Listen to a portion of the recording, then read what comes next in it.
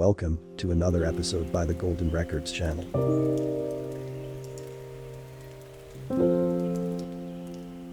If I told you that there was one man whose research helped save 1 billion lives in the course of his lifetime alone, would you believe me?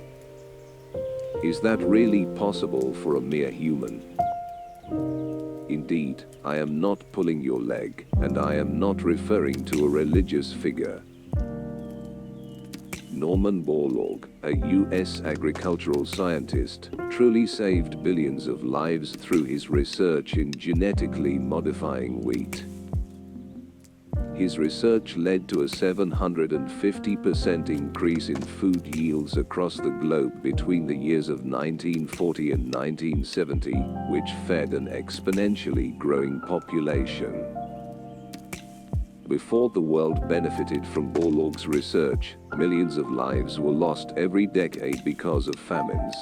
According to the World Health Organization, approximately 128 million people died because of famine between 1860 to 2016. After World War I, 5 million lives were lost in the Soviet Union because of famine. Some people resorted to cannibalism to survive. India suffered the Bengal famine of 1943, where more than 2 million people died. The Great Chinese Famine in 1959 claimed the most lives of any famine ever in history, but the true quantity of human loss was largely covered up by the Maoist regime. In spite of all this tragedy, in the last 40 years, humanity has seen a sharp reduction in famine mortality. And this achievement can be attributed to a large part to Borlaug, the father of the Green Revolution.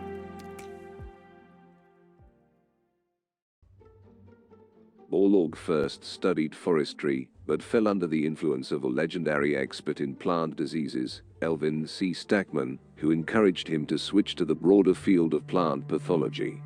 After earning a doctorate in the field, he took a job with DuPont in 1942 and worked on chemical compounds useful in the war.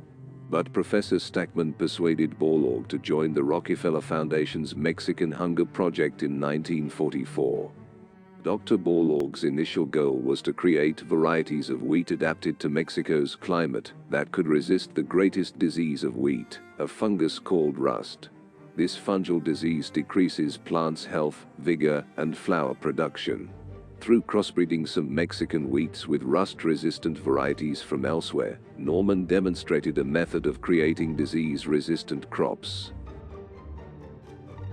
His insistence on breeding in two places, the Sonoran Desert in winter and the Central Highlands in summer, imposed heavy burdens on him and his team, but it cut the time to accomplish his work in half. By chance, the strategy also produced wheat varieties that were insensitive to day length, and thus capable of growing in many places. With crossbreeding and shuttle breeding, Borlaug's research convinced Mexican farmers to adopt his new varieties of wheat. Within a decade, wheat output in Mexico experienced a remarkable climb. But these developments were just the beginning of Dr. Borlaug's main achievements. By the late 1940s, researchers knew they could induce huge yield gains in wheat by feeding the plants chemical fertilizer that supplied them with extra nitrogen, a shortage of which was the biggest constraint on plant growth. But the strategy had a severe limitation. Beyond a certain level of fertilizer, the seed heads containing wheat grains would grow so large and heavy, the plant would fall over, ruining the crop. In 1953, Dr. Borlaug began working with a wheat strain containing an unusual gene. It had the effect of shrinking the wheat plant, creating a stubby, compact variety. Yet crucially, the seed heads did not shrink, meaning a small plant could still produce a large amount of wheat. Dr. Borlaug and his team transferred the gene into tropical wheats. When high fertilizer levels were applied to these new semi-dwarf plants, the results were nothing short of astonishing. The plants would produce enormous heads of grain, yet their stiff, short bodies could support the weight without falling over. On the same amount of land, wheat output could be tripled or quadrupled.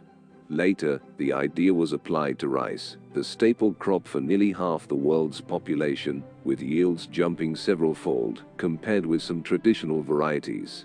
This strange principle of increasing yields by shrinking plants was the central insight of the Green Revolution, and its impact was enormous.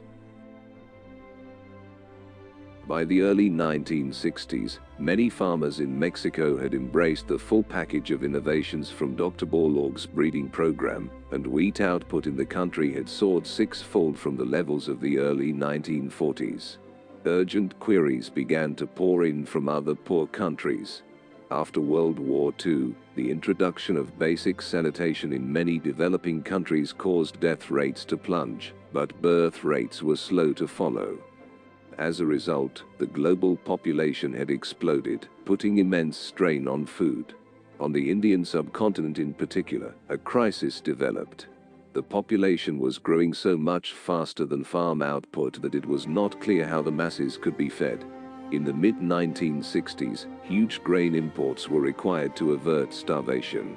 At the invitation of the Indian and Pakistani governments, Dr. Borlaug introduced his wheat seeds to South Asia from Mexico to help with the situation.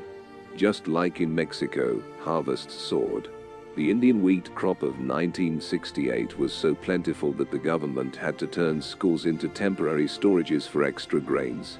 In the Philippines and China, scientists replicated Borlaug's discovery of semi-dwarf varieties for rice instead of wheat, and this helped stabilize food security in Asia. Because of this one man, the world's growing population was able to be sustained by modified and enhanced crops across the world. Never doubt one person's power to make change in the world.